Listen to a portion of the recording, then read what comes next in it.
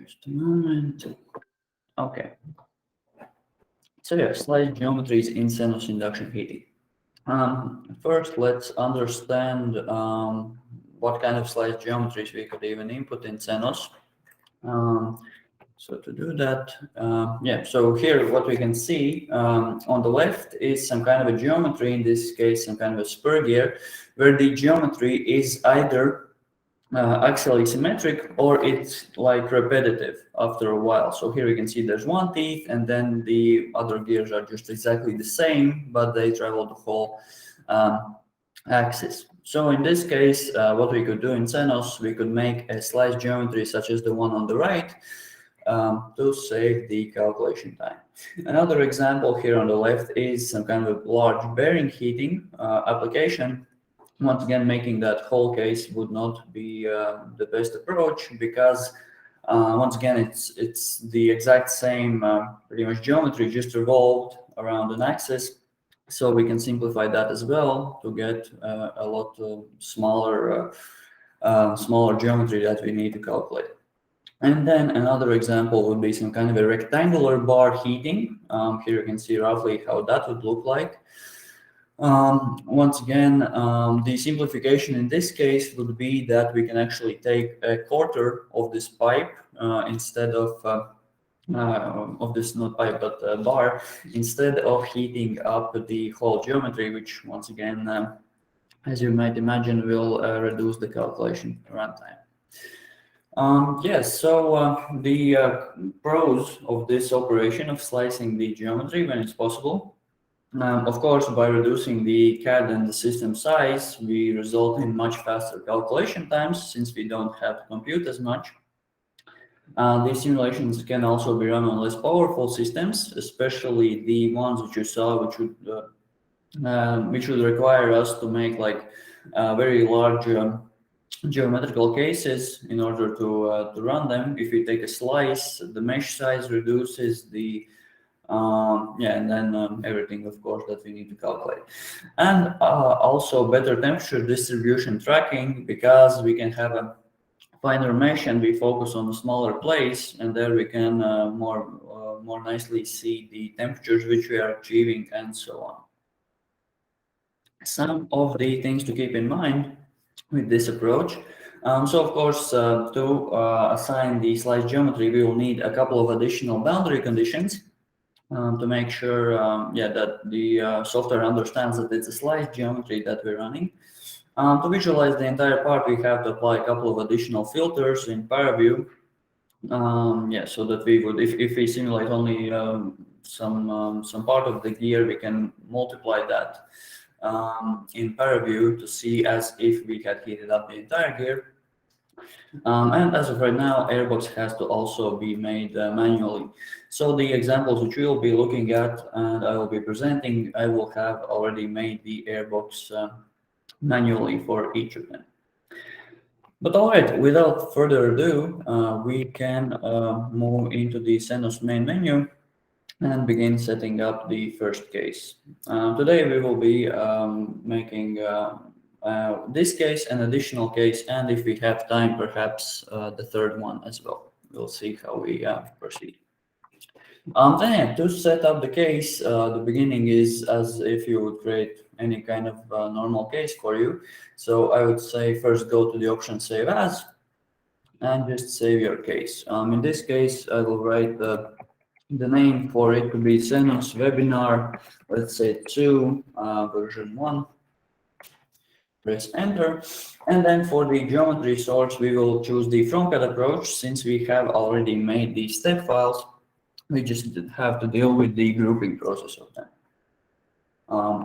So let's click on FromCAD, and here I have to select these step files. For me, these step files, they're right over here. So the first case which we will be taking a look at will be Spur gear slice. So that's the one which was in the presentation.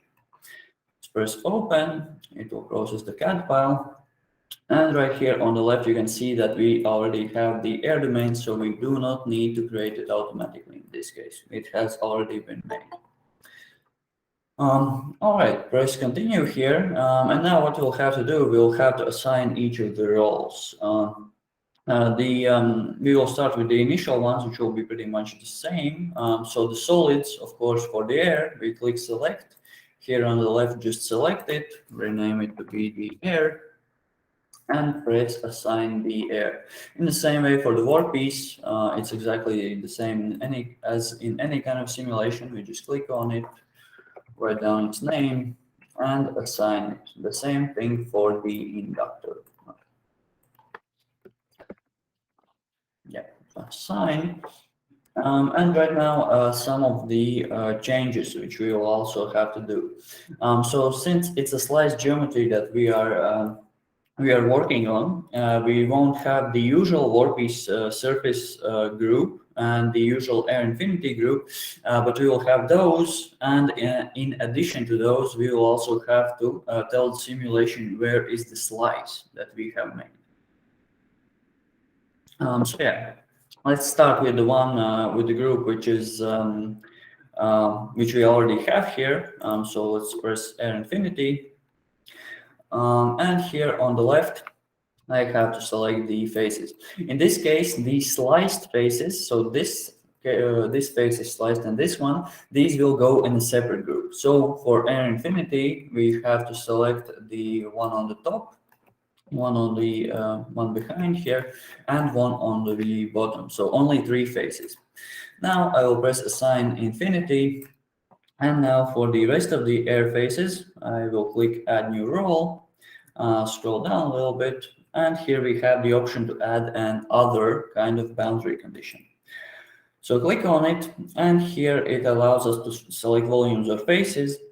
In this case, we want to select the faces, and we just select this air face and this one. So the ones which we didn't take previously, which are on this slice.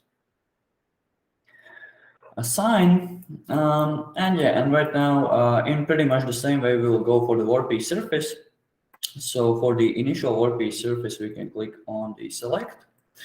And right now I can also filter the faces by volume. So just to see the workpieces faces, I can click here, press the select all button so I don't have to click through them one by one, zoom in a little bit, and hold down shift to remove these side ones. For those ones, we will have an additional boundary condition. Then assign workpiece surface. And then for the ones on the sides, the same way as we did for air, we click add new role, other, and just select these 2 faces. So this one and the one on the other side. Press assign other, and that's both the specific groups for the air and workpiece have already been made. The last groups which we are left with is the inductors terminals, which you would assign as you usually do. So terminal 1, click on it. Clear the filter for the workpiece. And right now we can select the only the terminal of the inductor, which in this case will be the ones which are on the sides. So one on this side, press assign, move to the other side, click select, and check the other one as well. So that's the entire geometry section done, and also some of the changes which we have to have here. So we will jump to the physics section and see what other boundary conditions we have to apply for these 2 groups. All right, let's go to the physics.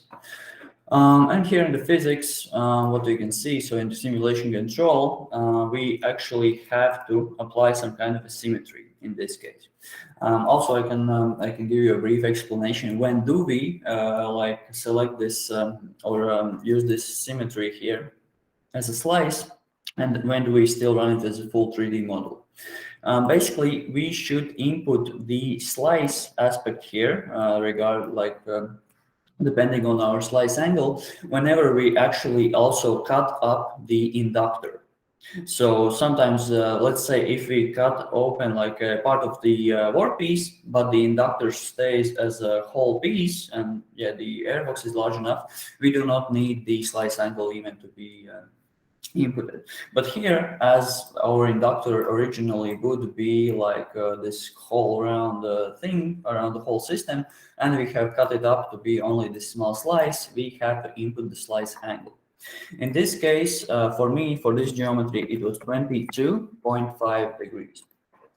One thing to mention for this slice, whenever you're making it, it would be best if you make it in a place where like some kind of repetitive like geometry starts. So here I have cut it right on the like in the middle of this tooth. Then there's a gap, a tooth, a gap, and then once again in the middle of the next tooth. Then for the inputs, in this case, I will be using some, at least for the initial inputs, I will be using some more abstract values. Let's say frequency 10 kilohertz and time, let's say 3 seconds. And in this case, since I won't use the motion, I will also use the adaptive time step. Then moving forward to each of the separate domains. So for the inductor, there's actually nothing out of the ordinary. We can see you select the material, and here we have current and ground as you usually would. In this case, let's go with 4,000 amps, and nothing really changes here from a conventional kind of a simulation. For the workpiece though, for the workpiece, I will choose the material, which will be 1045, pH dependent. And then for the thermal analysis, we can see here that we have our initial workpiece surface. So that's as we would usually have it. And then the other group, which is actually, should have renamed it to be workpiece symmetry. So that's where we have the symmetry slice. For the workpiece surface, I will select convection and radiation as we usually would, heat transfer coefficient of 10, since I actually won't have cooling in this case, and emissivity of the one which is made for 1045, which is 0.8. For the other group, so here for the thermal analysis, actually what we will have to apply here will be the adiabatic boundary condition. So this is zero incoming and outgoing heat flux condition at the surface. This will allow the simulation to understand where are the ends of our at least workpiece in this slice. Then on the bottom here for the electromagnetics, we have to open it up, and in this case choose the flux parallel. There might be a question of when do we use flux parallel and flux normal. At this point, I think I won't be going too much into the details, but if you want to perhaps understand it a bit better, on the documentation page, there's also a bit of an explanation for the symmetry boundary conditions. So if we scroll down, so here's an explanation of when we use flux parallel. So this should be our our sliced plane, and in this case the flux normal, in this case the field lines sort of go perpendicular to our plane, and in this case the field lines would go parallel to the to our slice. So in this case the flux parallel is the one to use. Then for the air, if I click on the air, so the main things are assigned automatically, but here for the boundary conditions, the only thing to change here is to have the other boundary condition that we made as flux parallel. And this for this particular case, this is it. Those are pretty much the only changes that you need for this case to run as a slice. As you can see, the green run button has been greenlit. At this point, we will move on to the next case, I believe, and then afterwards, if you have any questions, then we can return back to this. So let's open another CENOS window, and we will be taking a look at how to apply this slice to a case where we have the bearing hardening.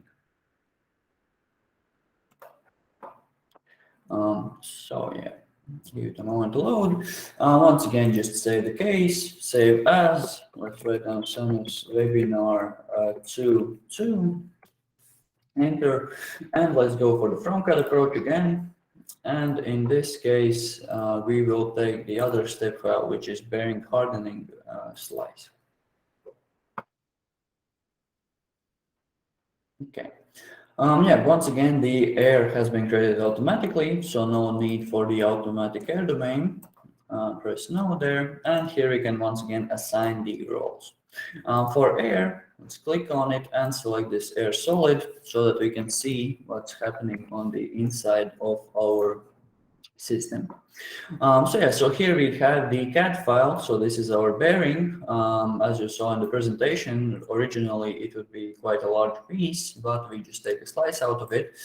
And the inductors. In this case, it's 3 individual ones. In reality, it of course could be just a single inductor, but that's yeah, that depends on your case. Some of the changes which we will have in this case. So in this case, we will actually have rotational movement. So as they do in real life, such a case should have some kind of a rotation happening because this inductor is slowly moving along the entire workpiece surface. For this, we will have to assign a couple of additional boundary conditions. Those we will take a look at just in a moment.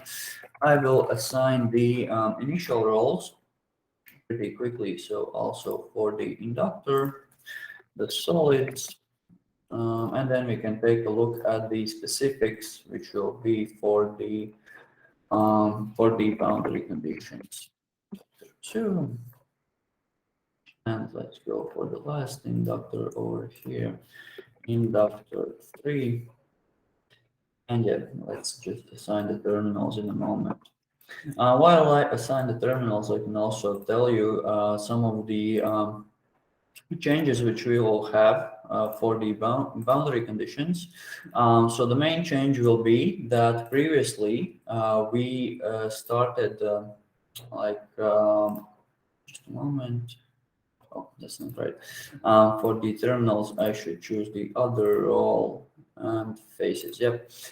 So previously, the both of these sliced planes that I have here, we had them in like the in a single group. But right now, what we'll need to apply. Just a moment. What we will need to apply will be one kind of boundary condition for this side and another one for the other, because we will have the movement happening, and the movement will start from one side where we will have fixed temperature boundary condition, and at the other side, same as we did for the previous case, we will have the adiabatic boundary condition. Just a moment, it was this one. Okay, yeah, the last inductor, and then we can move on. Yeah. Okay. Yeah, then for the workpiece surface, in the same way as we did before, we can just filter the surface by volume. So that would be the workpiece. Select all once again, except for the faces on the sides. Assign workpiece surface. And then let's go make the other groups as well. So let's click on the add role other. So this one, if our rotation will happen in I believe in this direction, then we will have this as workpiece exit boundary condition. And for the other one, other face which we have on this side, we will have this as the workpiece entry. Yeah, assign other, and here once again we can go for the air infinity. Click select. In this case, oops. Yeah, so we go for the faces. Over here we can also filter them by volume, and just select the ones which will be infinity. So these are in the inside. So this one, the bottom one, and in this case also the one in the front. Assign infinity. Just a moment, and then we can click add role, add another role, and that will once again be those air faces which will be on the sides. So we can also rename them so that they are renamed a bit better. Okay, assign them and then just rename them as air symmetry. Okay, yeah, and then we are ready to go to the physics section. Once again for the yeah, okay, so let's start at the top where we have the symmetry. So in this case, actually, since as I mentioned previously, since our workpiece is not cut, the inductor is not cut, we will actually not use the slice option here. We will use it as a full 3D model because only the workpiece is cut, and then there won't be any changes in the power as there would be if we cut open the inductor. For the frequency, I will input once again those values which I did previously.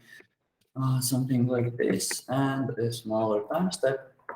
And then for the motion. So here, in this case, we will be using the motion. Press create motion. In this case, since we actually have the workpiece as a perfectly axially symmetric thing to the z-axis, we can use the simple motion. If you are sometimes doubtful if you can use the simple motion, you can ask us or just use the complex motion. Yeah, so in this case, we will use the simple motion. And when we select the simple motion, we have to select the movement of the workpiece. And since we have a rotation in this case, we have to change the value which we have here for angular velocity around z-axis. So that's another thing to remember. For the rotation, as of right now, you have to position the workpiece to be symmetric to the z-axis. In this case, the rotational speed is actually quite small, since yeah, the workpiece should also move very slowly, since this process takes a bit more time than the usual well, yeah, hardening applications, I guess. Yeah, then for the inductors, once again, nothing really different to assign here. We can assign the current and ground.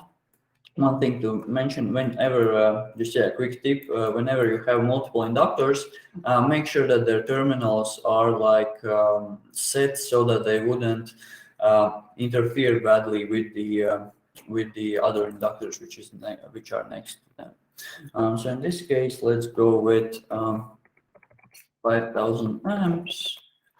Let's go for the next one. So here, yeah, so here the top one is this space, then that would be the ground, input the value, and then for the last inductor here, once again, we have the top as current and the other one as ground. For the workpiece, so in this case, we'll use 42 chromium molybdenum 4 steel. And for the boundary conditions, so for workpiece surface, just as we did previously, we just have a small heat transfer coefficient of 10, emissivity of 0.8 as well. And for the other boundary conditions, so here we have to check on the left. So this is the exit, which I have here, so phase 1. That's our exit, and here we have to just apply the adiabatic boundary condition as we did previously. For the other part though, so this is our entry phase in this case. So here we have to select the fixed temperature, and in this case, since we don't have preheating, the fixed temperature is just 22 degrees. If you would have the part preheated, then you would choose change its solids temperature, and that solids temperature should also match with the fixed temperature at this phase. For the boundary conditions here, in this particular case, actually for the workpiece and for the air, we have to use the flux normal from the way how the magnetic field would develop from the inductor. So yeah, so in this case, we will use the flux normal boundary conditions. Yeah, for the workpiece, and then also if we go for the air, in the same way as we did before, just for this, in this particular case, by the way how inductor is located, we will use the flux normal, not flux parallel. As you can see, the case has already been set up and it is ready to run. Yeah. Yes, so yeah, this is at least for the initial part. For the first two things which I wanted to show you, pretty much it. Um, I think we can take a quick look at another example, which would be a little bit more advanced, but I will just show you just so we have an additional example that might be used as well. So for this, let's open another window. And this example will be of the rectangular bar heating. And in this case, I think I will go a little bit faster through the whole setup because most of the things we already spoke about in the previous examples. Okay, let's go for FromCAD. Once again, choose our geometry. And here I have the third one, which is rectangular bar heating slice. What will be different in this case? So yeah, once again, we will not have the automatic air domain chosen here.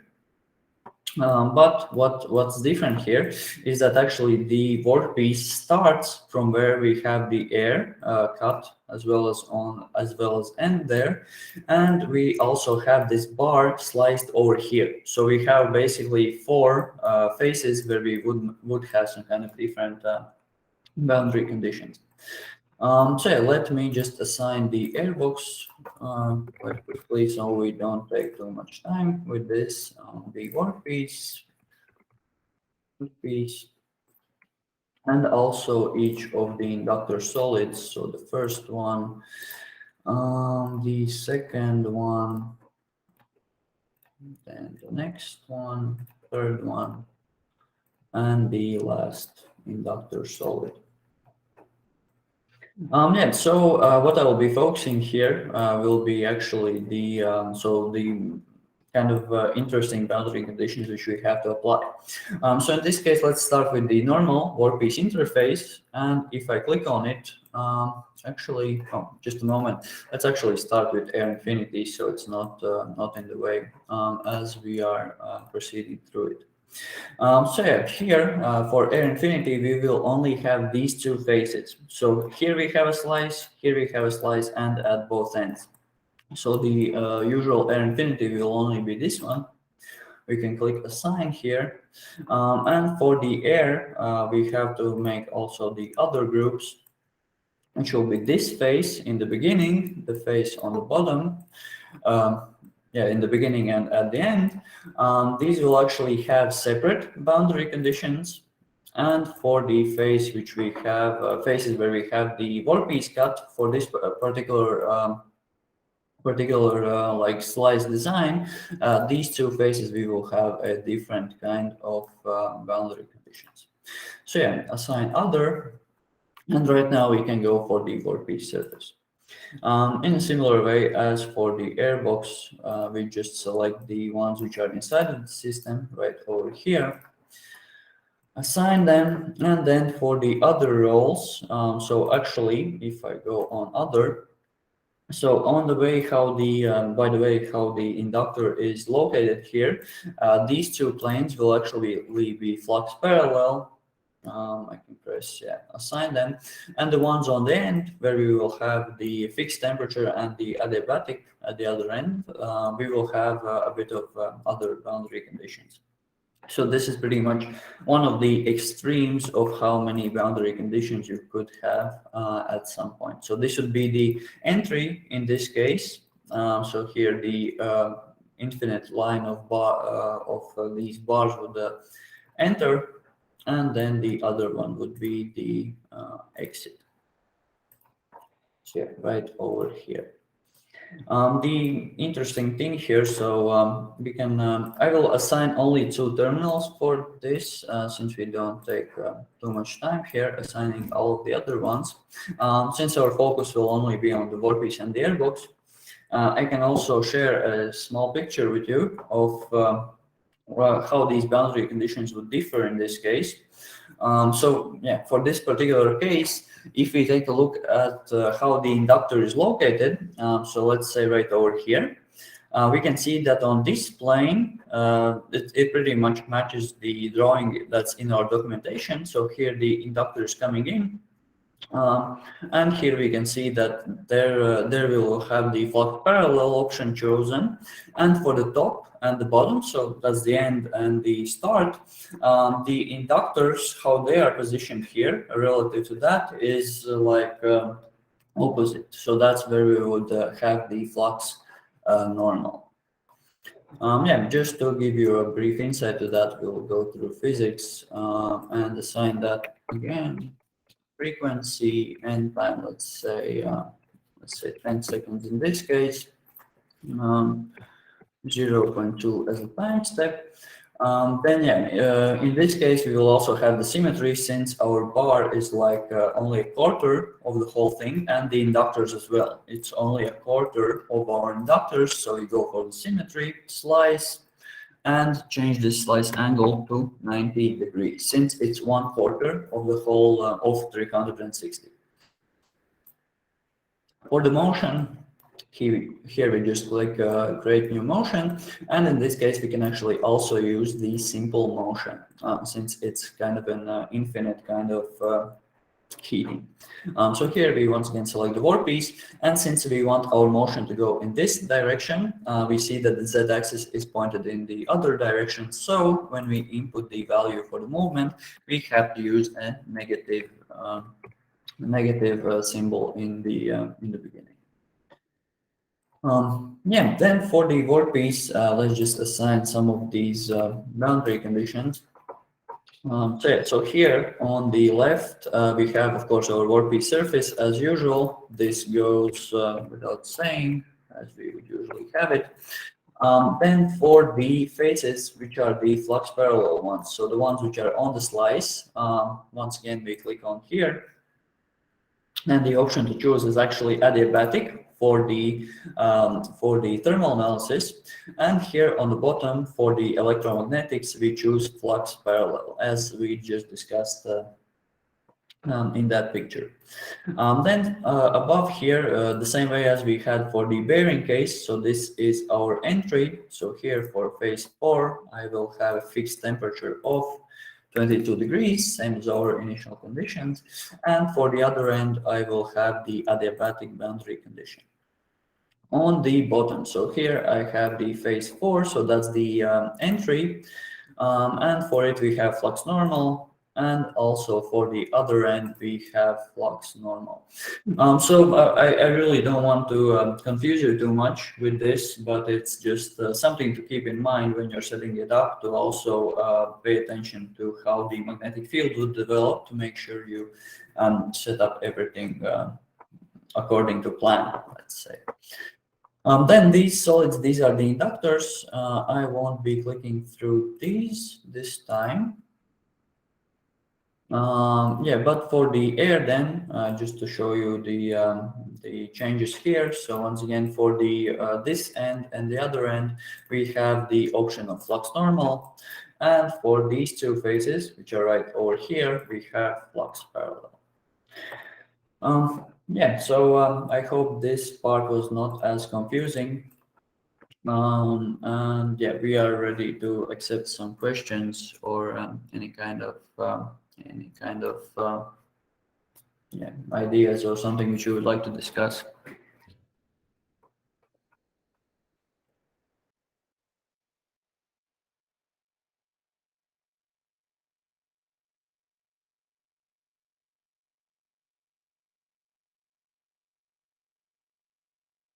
I will leave this picture in the background just so perhaps the flux normal and flux parallel start to make a bit more sense.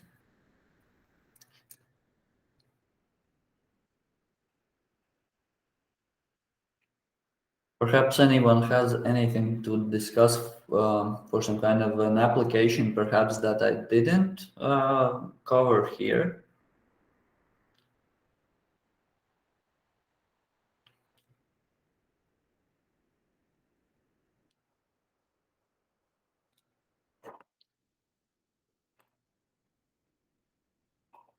Yep, always. Yeah, thank you, Elva, about the presentation. And just a quick hello to all of you guys joining here. I just wanted to point out that the examples here are like highly radially symmetrical, meaning like a Spur gear, you can take only like a half of a teeth out of the gear and simulate it using symmetry conditions, and the results will be very, very accurate. Now, I do want to exaggerate that these are, these are the most common use cases of symmetry, but this, of course, is not limited to this. In some cases, you would only have like, I don't know, half a symmetry, meaning that your case would be symmetrical only over one plane, meaning that you could cut like your system only in half. Even that gives a significant increase in calculation speed and also increased accuracy. So even if you're not able to reduce your simulation to 5 or even smaller degree slices, even 180 degree slice gives very significant improvements to the calculation. Yeah, as well as greatly simplify the making of the inductor. Perhaps if you're making a new design, at least for the simulation, you only need to make half, and you don't have to worry that the how will you make the terminals exit out of the system and so on.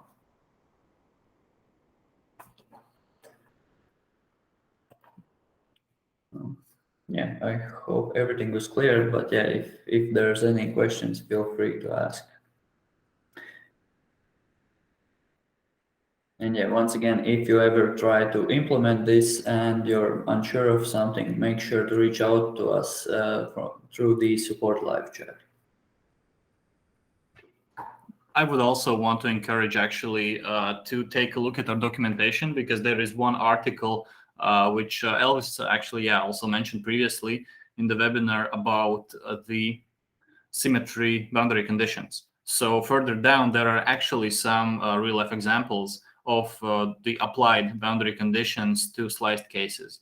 There's 180-degree slices, 90-degree slices, and even more smaller than that. So if you do want to have an example besides this webinar, that is also a very good place to look at.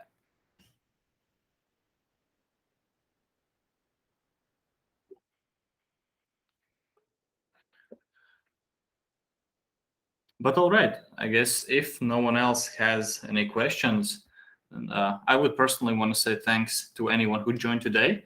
So just to remind that this is only the second of four webinars. So next 2 weeks, we are continuing the series. And I wanted to also say thank you to Elvis about leading it. Now, the recording of the video will be available in our YouTube channel.